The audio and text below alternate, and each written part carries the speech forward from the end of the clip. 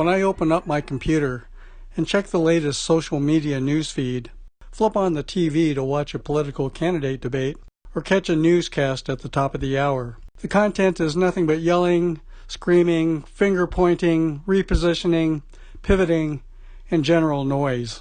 Since the first Women's March in 2017, millions of people have annually taken to the streets in hundreds of small and large cities aimed at empowering diverse women around the globe. After the rallies and marches are over, the photo ops move into the next news cycle. As far as I know, men are still abusing women, women are still paid 30% less than men, and men are still shooting up department stores. If liking Facebook posts, ranting, chanting, raving and waving signs at rallies aren't your brand of activism, two groups, Better Angels and Living Room Conversations, met recently in Longmont, Colorado, and provided two quiet alternatives that help bridge social and cultural divides. We're holding our first partnership debate today between Better Angels and Living Room Conversations. I expect to have a lot of fun. I'm hoping to get people excited about being civically and civilly engaged, and just giving people an opportunity to understand that there's something other than just the noise and confusion and chaos and vitriol that we see out there in our discourse.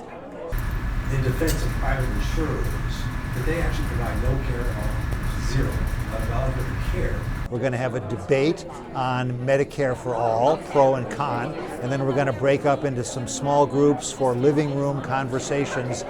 We're going to just go through the conversation agreements, and we read through these at every living room conversation, and it sets the framework for how we have these conversations. Just like Better Angels has some really helpful structure and rules to the process, we do so similarly. We're going to actually have a 90-minute living room conversation. We're going to split up into groups of about 6 people at a table, and they're going to follow a living room conversation guide on the America we want to be. And they're going to have a discussion, and they're going to hear different perspectives and share their own perspective, and hopefully have a really enjoyable experience.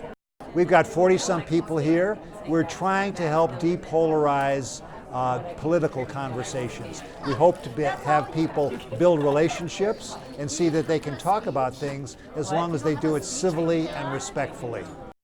If a janitor comes in, they can come up and speak.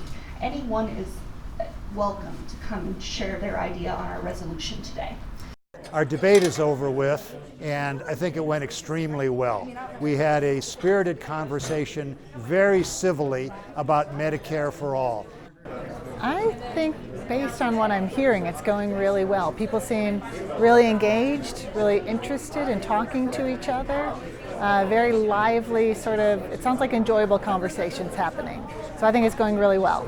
And from the feedback that we just heard, people learned a lot from each other. They were impressed by what they heard. Some people who never thought they'd speak got a chance to speak and express their opinions. The overview of what Living Room Conversations offers, they have a conversation which starts with some pleasantries where you get to know each other and you talk about your values. And those are the sorts of things that help us to rehumanize each other.